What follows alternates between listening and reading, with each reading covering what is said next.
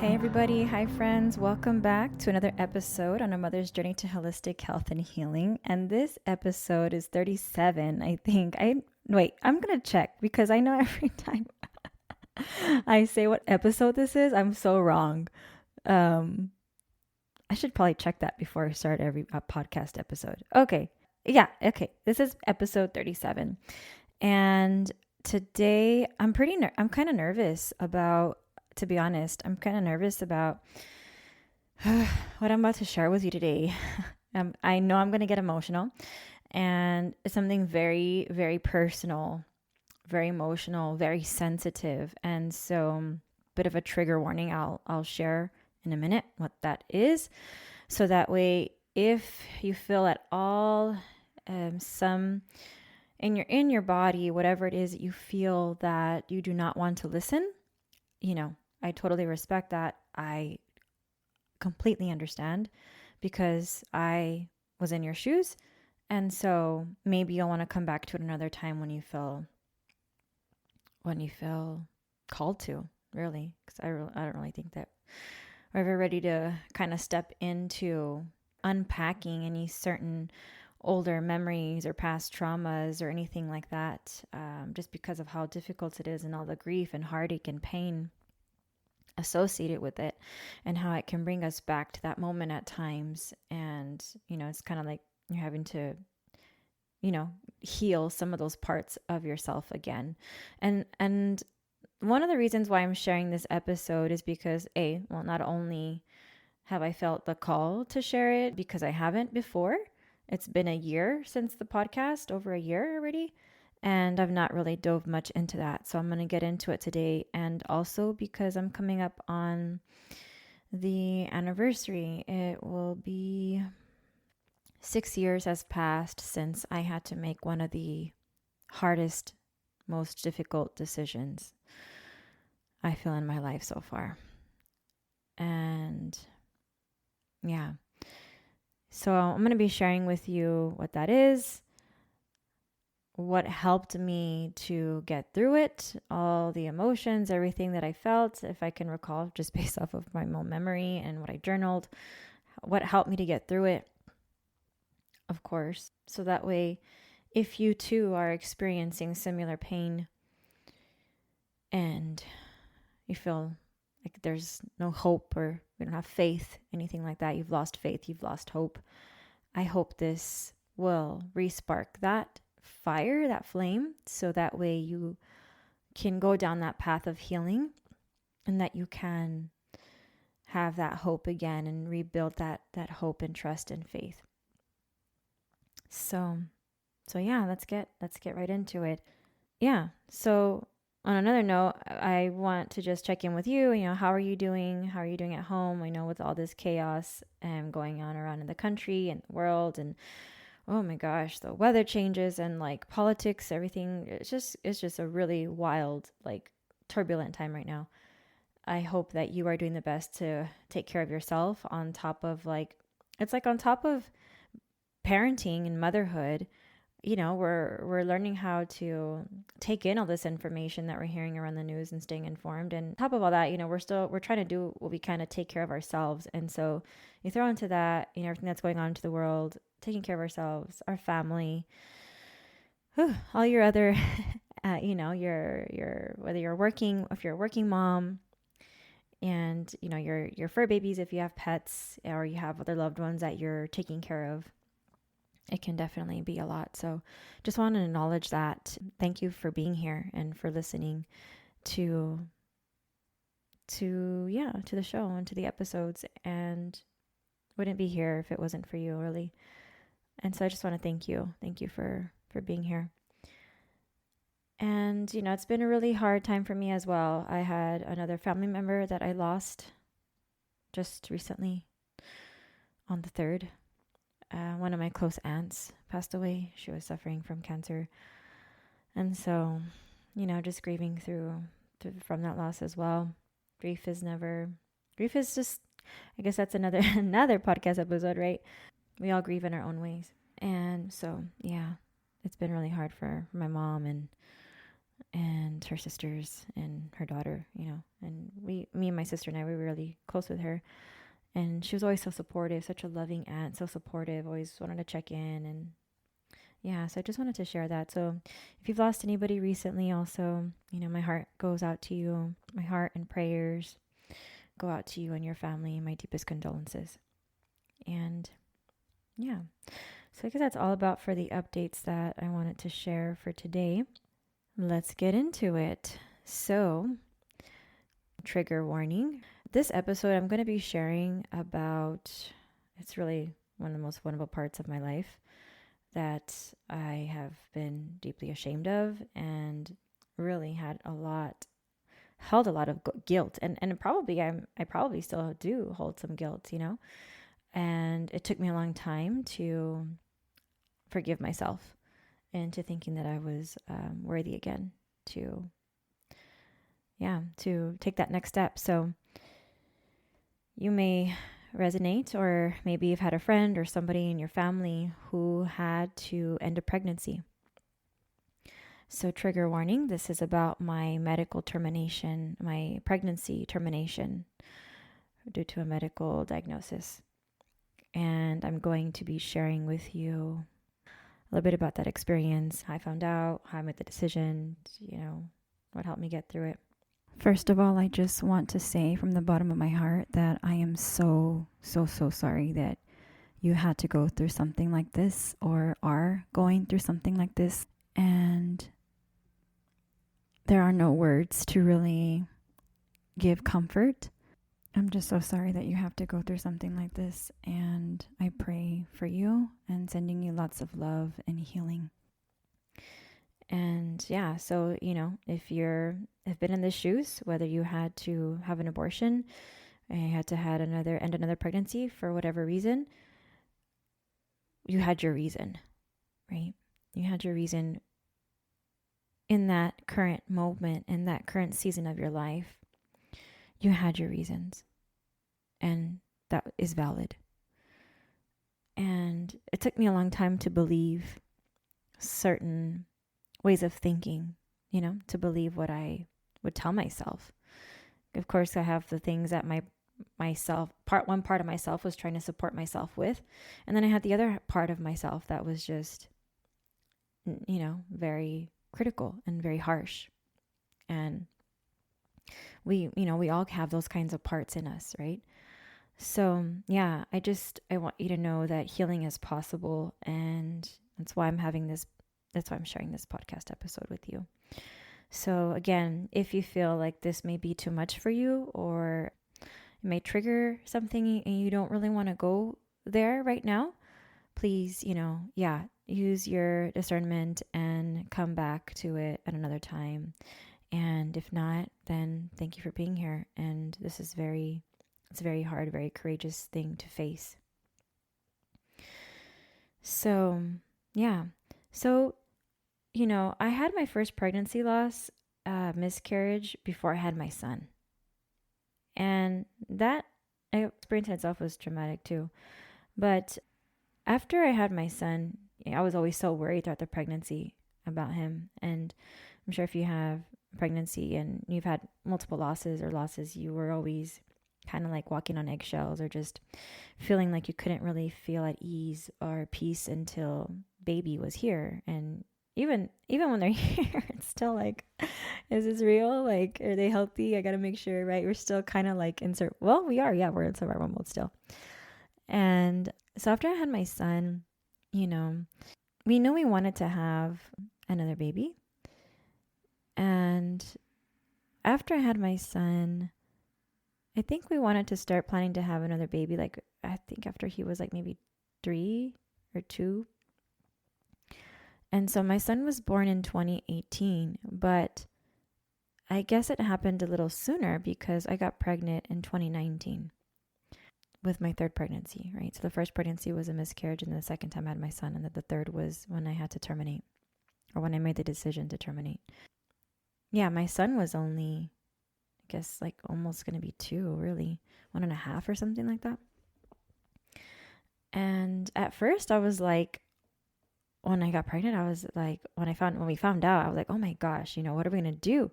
I can barely manage Eli, and I had a lot of anxiety, a lot of anxiety. And so it really felt like it was going to be really overwhelming. Like, how am I going to take care of my 1.5-year old and then be pregnant and have another baby? Like, how am I going to do that?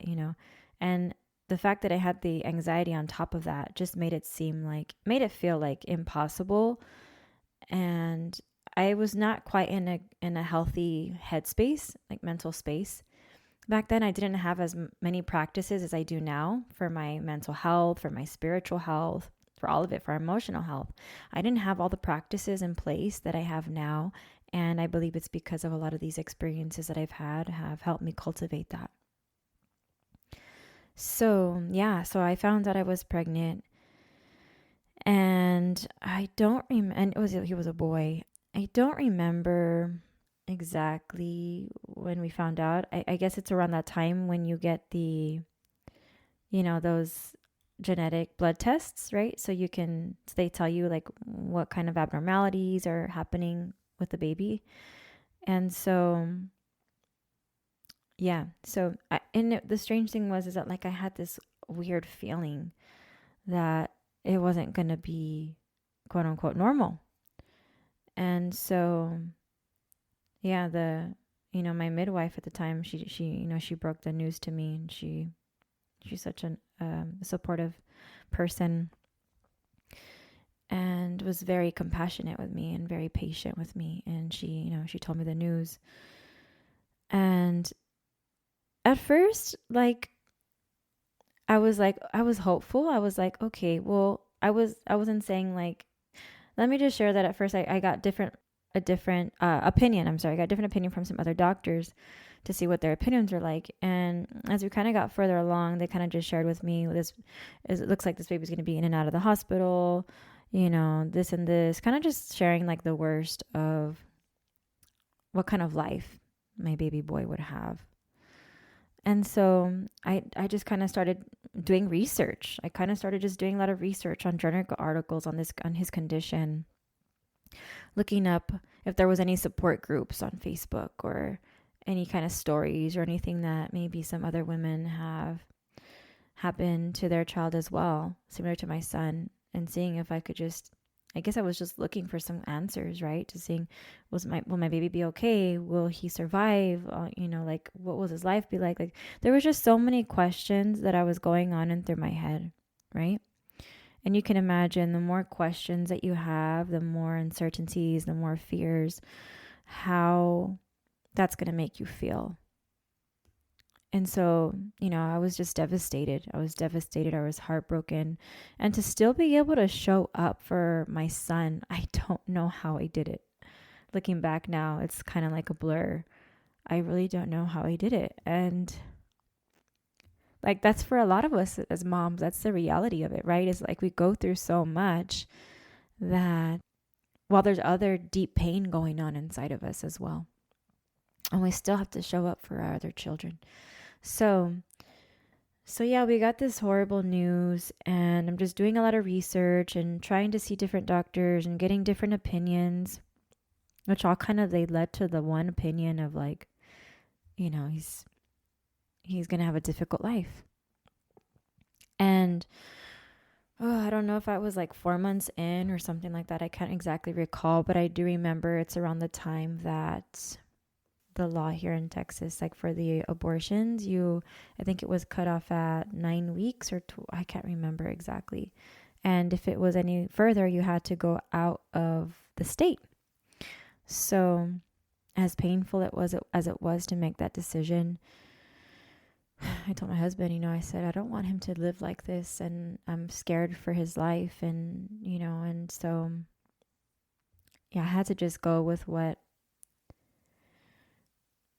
decision felt quote unquote right at the time, even though I knew it wasn't right. I was so angry. I had so many emotions. I was so angry. I'm going to read this little passage from my journal because I wrote about how upset I was feeling. And I think that's one of the things that got me through it was journaling. I was journaling. So I put, this has been one of the hardest, very draining things emotionally. I never in my life would have thought I'd have to be making a decision like this to end my precious baby's life. It sickens me. I'm angry. I'm hurt. I'm lost. I'm trying to believe so badly that this is for the best so he doesn't have to suffer and have a poor quality of life. It's too big a risk to take all the possibilities. I hope I am one day to be, it's hard to read my writing because I was just probably emotional. I hope I am one day am able to be at peace with this decision. And when the date comes for this procedure, will be one of the worst days of my life. I'm praying for strength. I love you, precious baby boy, with all my heart and soul. I wish I had the power to make your life healthy or to make you better and healthy. I love you. And I wrote him a little letter. I won't read that, but as well. So I think one of the things that helped me to just release, because I didn't have a therapist back then. I wasn't as much into holistic health back then. I think that's barely when I started a new job around that time. That's when I started to be more exposed to it. And so I think it was right before I really started diving into emotional health, spiritual health, physical, mental health, how they're all interconnected. And so, yeah, I wasn't so much about, hearing how important mental health was. So the only person I really talked to was my partner every now and then writing in my journal.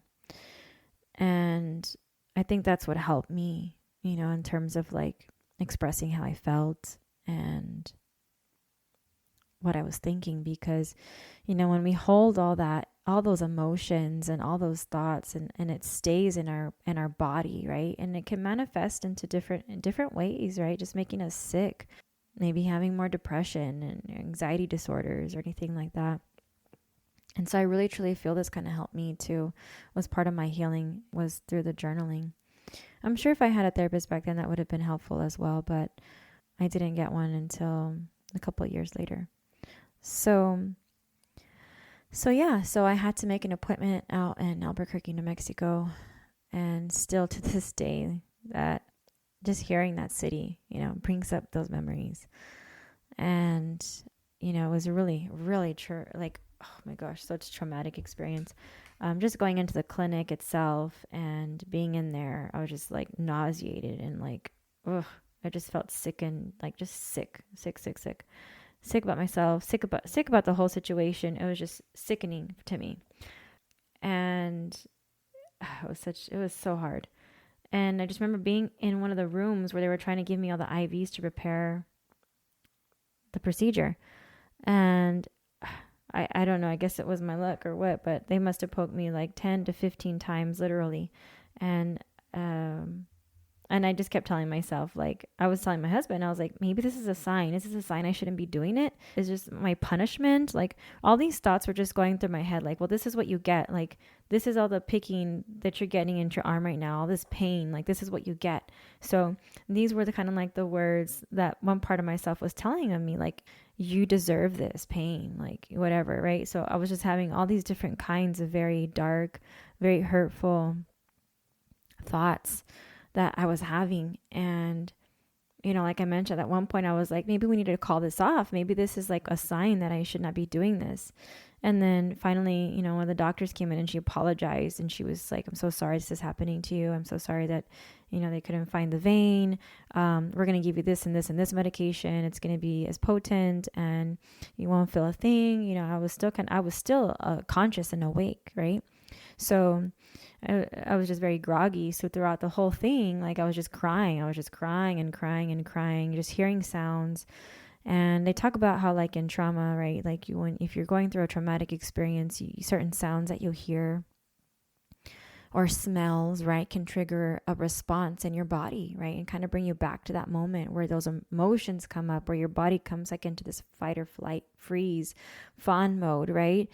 And so, if you've ever had a traumatic experience or just everything that very hit you hard, maybe you were around parents who argued a lot and yelling is like, you don't like yelling because it triggers that, right? It's just like things that where our body is very sensitive to, our nervous system can kind of hold on to those sounds, those smells, right? Into your body as like a memory. And sometimes they pop up whenever you come across a quote unquote a trigger. And so a trigger for me for the longest time was going for my annual visits, and when I got pregnant with my girls, my twins, going for routine checkups, that was so hard for me to do because even having sex with my partner was hard after, of course, after the healing and everything. I didn't feel safe. It felt very, very unsafe. My wound space was just very wounded.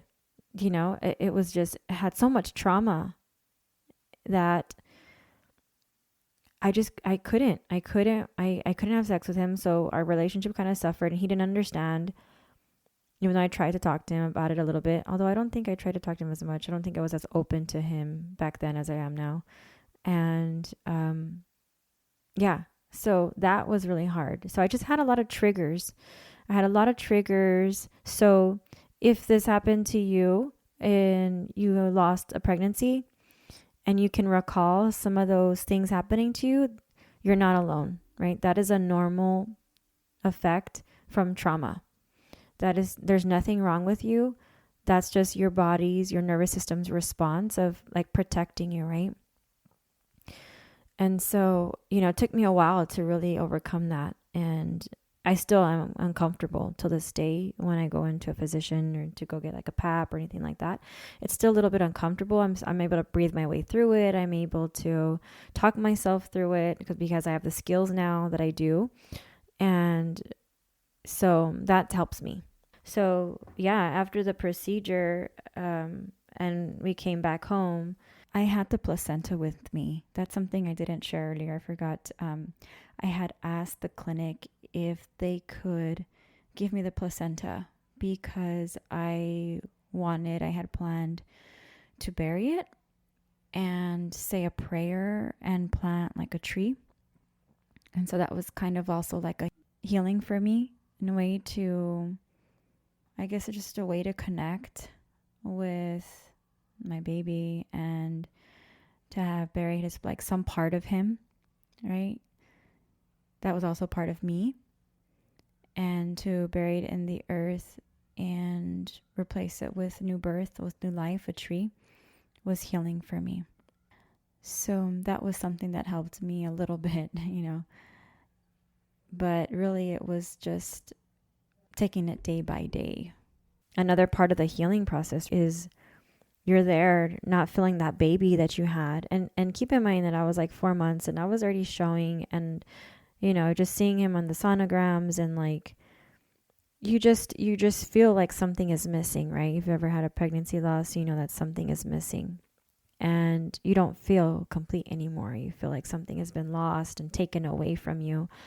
But yet at the same time, like I would tell myself these horrible things like, you don't deserve to have another baby.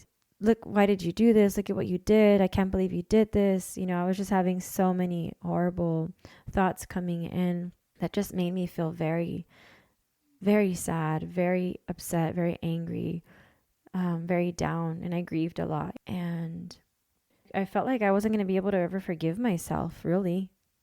I felt like, how am I ever going to forgive myself? Like, am I going to be able to live like this, knowing what I've done to this precious baby? Like, how am I going to live, And because it was so fresh, like, it's like day after day, right? It doesn't become easier. We just try to work through it.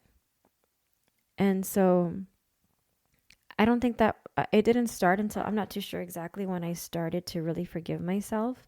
I just know for a while maybe a year at least, that I was really just down on myself and just thought that I didn't deserve to have any more kids. I really didn't. I would tell myself that all the time. You don't deserve to have any more babies. Look at what you've done. You ended this poor baby's life. Like all the possible, like all the horrible things we could tell ourselves, like I told myself. And, if that's you too, I think that's kind of like part of that process, right? Is that's part of the grieving process is we're angry. We're angry. So we say so many things, sometimes things that we don't mean. We're upset. We're sad. We're grieving. We're frustrated. We have so many feelings and emotions, and some of them are true and some of them are not true, And so back then, again, I didn't know anything about energy healing, or I didn't really have a meditation in practice like that was solid. I would kind of meditate here and there. I had my yoga practice, but back then I think it was mostly just like my journaling that helped me. And I think it was not until, like the following year that I was just tired. I think I was just tired of all the grief and all the guilt and shame that I had like built up in my body, and how it was making me feel. And I kind of realized I think like how I was probably around with my son, and with my partner. And I didn't want to be in that place anymore, And so I started turning back to my faith in prayer. And I started praying again. And I started asking for strength in prayer. And I think that's around the time, a couple months, a year and some months later, I found energy healing and self-energy healing and Reiki. And I started learning that, and I started practicing that on myself. And I think that's what helped me to open up self-forgiveness, is because I was just, gently placing my hands on certain areas of my body, like my heart, my womb space, my head, my face. And if you're curious, you can, Google some YouTube videos, or I think I have an episode on that too as well. And I just started practicing that because I liked the way I felt after I practiced. I felt kind of relieved. I felt like I was healing, like I wasn't holding as much of that shame and guilt and grief anymore. Like it wasn't as heavy. So I guess another word that I mean to say is like I felt a bit lighter the more and more that I practiced it, and the more and more that I tuned into my body and my emotions and my heart and what I was feeling. Sometimes I'd just be crying. I'd allow myself to just cry and just reflect and think about what happened. And, sometimes I would just cry and just let those emotions out, because sometimes we need to let those emotions out. And crying can be very therapeutic. It can be very therapeutic. So, reflecting back now, I think about it, I'm like, I should have worked with a therapist or something, like an EMDR or something. But back then, again, like I said, I wasn't really much well-versed in like different types of therapies. And so, or holistic therapy. So I did best with what I knew, right? That's all we could do is, we do the best that we can with what we know. And so, like I came across the energy healing and self-Reiki, and that helped. And little by little, I started to have more forgiveness for myself. And I stopped saying, over time, little by little, I was not saying anymore, you don't deserve to have baby. You don't deserve to have other children. Like I stopped telling myself those things. I stopped telling myself all those horrific things that I was telling myself, and I started offering myself more self-compassion. So even just things like, that was such a difficult decision to make. Like how could I say, like, that's not an easy decision to make, right? That's a massive decision. And I started telling myself things like, you made the decision that was best for you and your baby. You did what you had to. You did what you could. You won't have to suffer. So for me, it was telling myself also things that were comforting that eventually, with time, I was ready for. I was ready for those thoughts. I was ready to tell myself those things once I forgave myself. I don't think I'd be able to tell myself those things if I hadn't forgiven myself. It'd be like, yeah, whatever. Like, stop pretending, you know? So I think that's another important part to the healing process. I forgive myself for XYZ. And you'll know that it rings true because you'll feel it in your body. And so for me, it took me a while to forgive myself. And I remember I even wrote a letter to myself of forgiveness. So that was another tool that helped me, writing a letter to my baby and writing a letter to myself, a letter of forgiveness, because of all the shame that I have built up and guilt. So some of the things so far that helped me: journaling. I came across the self-Reiki, which allowed me to help release emotions that I had suppressed and held inside, and reconnect with my body for body awareness. And self-forgiveness. And just kind of, once that I gave myself that self-forgiveness, I was able to tell myself more healing, more nurturing, supportive words. And so little by little, as I continue to pray, as I continue to say, you are worthy of having a beautiful baby, as I continue to do my energy healing and prayer, those were the main things that I stuck to, because I didn't have my girls until 2023.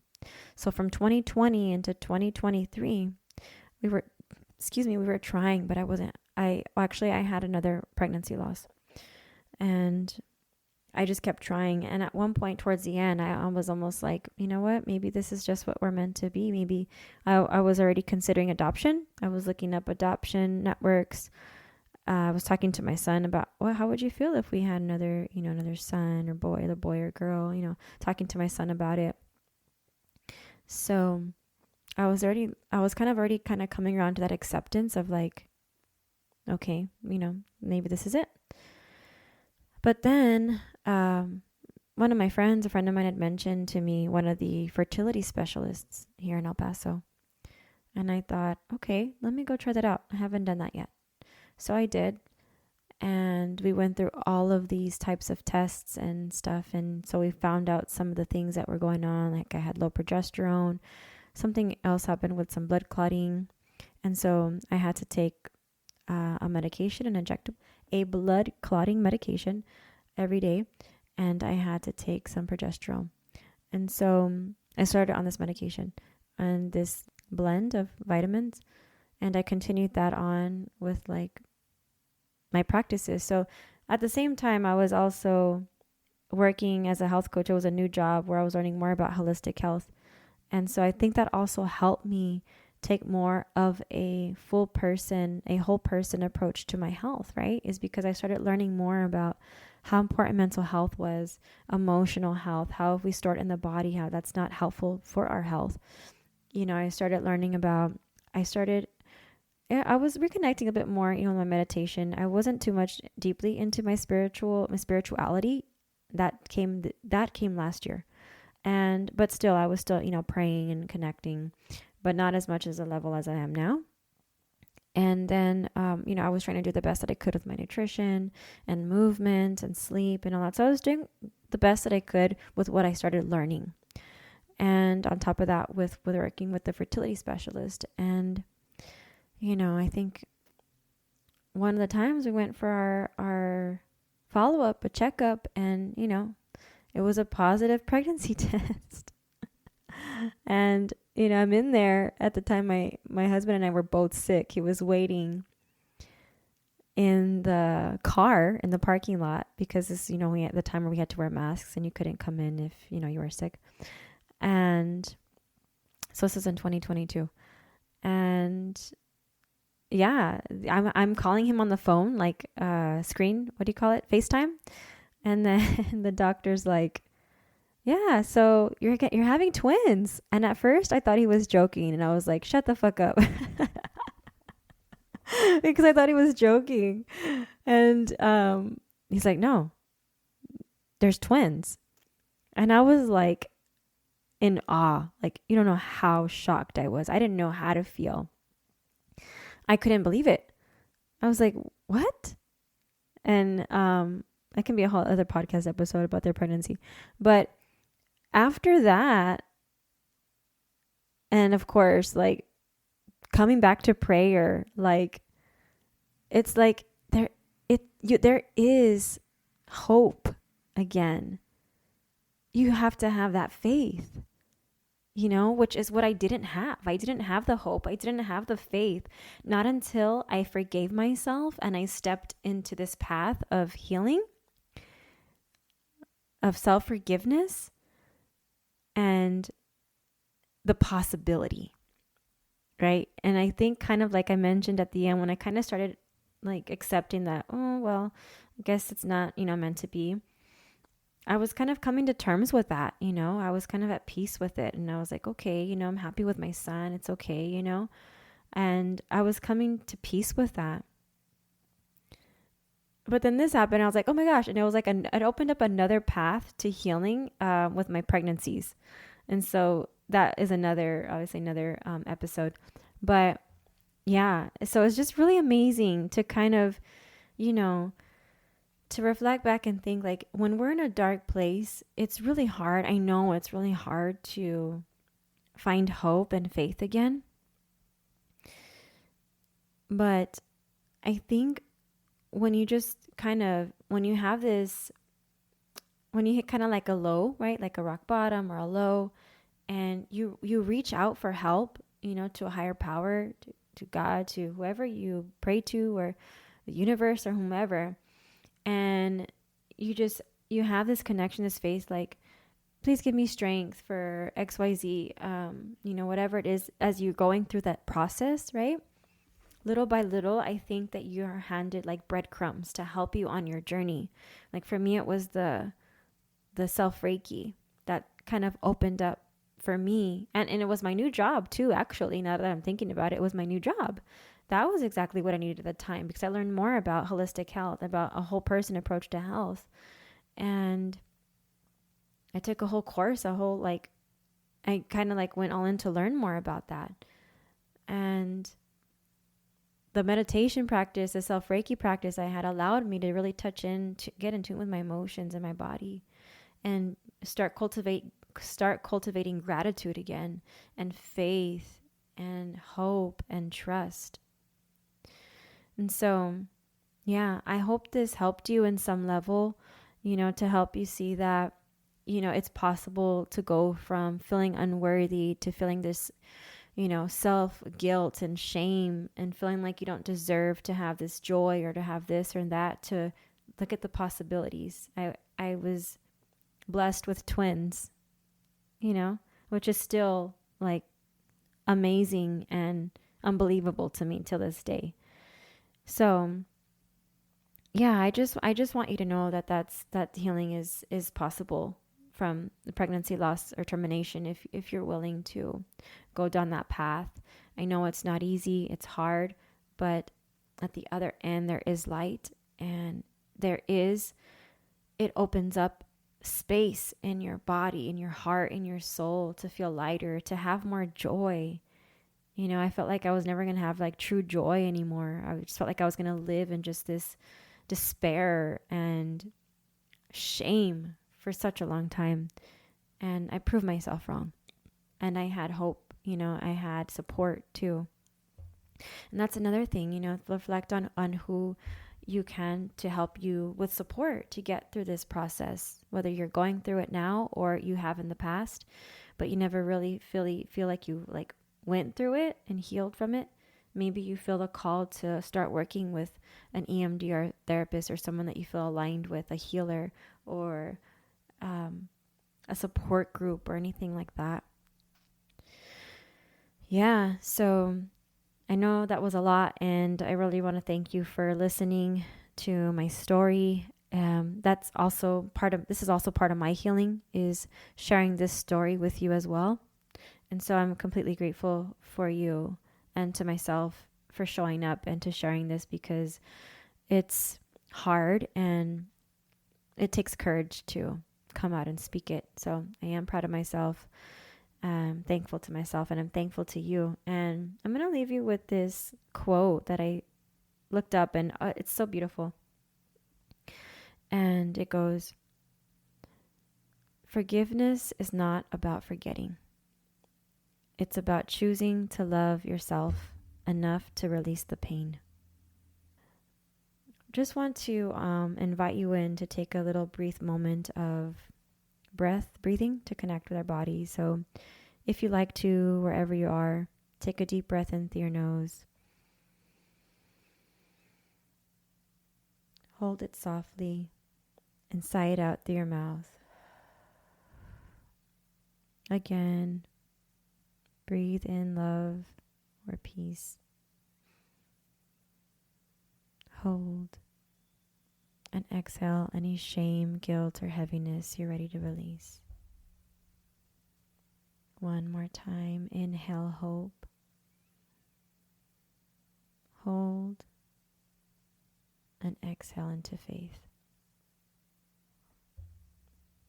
And if you want, I would invite you to place your hand on your heart or your womb space and repeat this with me.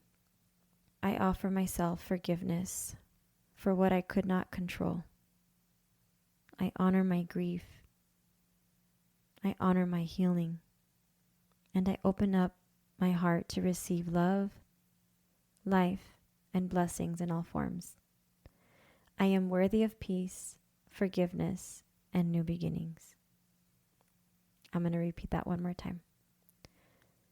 I offer myself forgiveness for what I could not control. I honor my grief. I honor my healing. And I open my heart to receive love, life, and blessings in all forms. I am worthy of peace, forgiveness, and new beginnings. All right, friends. Well, thank you so much for being here and for listening to my story. And I encourage you to be gentle with yourself. And yeah, take care, and I'll catch you on the next one.